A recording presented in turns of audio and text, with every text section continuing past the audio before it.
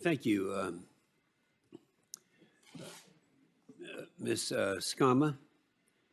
Every American has been paying the price at the pump for this administration's anti-American energy policies that they have. And keep in mind, and I think it was said very well by Senator Capito in her statement, that when Biden first took office, the price of gas was $2.38. It's now at a record high. We hear record high all the time, but in this case, you can document that.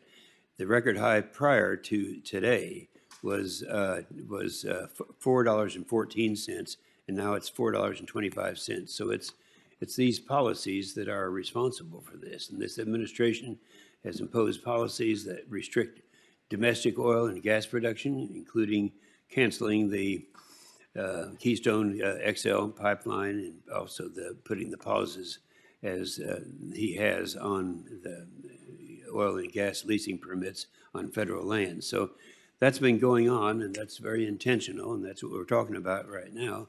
But Ms. Skama, do you believe that President Biden's energy agenda has contributed to the major reduction in the domestic oil and gas supply?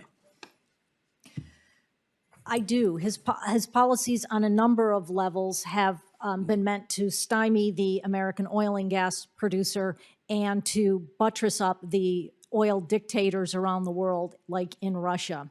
So if we talk about not wanting to be dependent on dictators, I think the president has a lot to do with that. He could back off some of the policies that make production difficult in the United States. And I'd like to answer that absolutely incorrect statement that the American production has nothing to do with the price of oil globally, because when we were able to export oil after 2015, the American producer met the increased demand globally, and we helped to keep the global price of oil down. We are the major oil producer in the world. So of course, the statement that our production does not affect prices is completely incorrect. Thank you very much. And what could the president do? What could President Biden do today that would set in motion the more domestic oil and gas production and bring relief to the American people at the pump? This is something that everyone's concerned about. You can't turn on a show without people complaining about this, and it's so obvious where it's coming from. But just today, what could we do?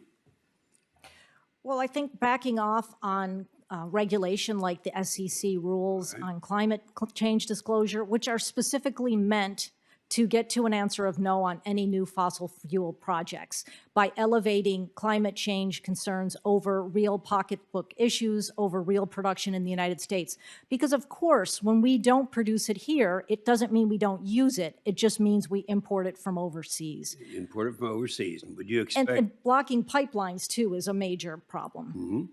Mm-hmm. Well, you expect a tax then on methane to lead to the increase in energy prices. You would expect that, wouldn't you? Right. The estimates are that about $9 billion of cost to the economy would result from the methane tax, because it's really basically a tax on natural gas. And that could be as much as $85 to $240 per consumer. So, you know, taxing methane is meant to get less natural gas. And natural gas is used for electricity generation, to heat homes. Natural gas backs up renewables, which are intermittent. The cost of renewables is higher because they have to have that backup when they can only operate 20 to 30% of the time. That's right. And Mr. Matheson, America is dependent on countries like China, not only for the list of critical minerals, but China controls the mining and processing for a variety of metals in the electricity sector and used in electric vehicles. Now, whether on the critical list or not, mandates on to decarbonize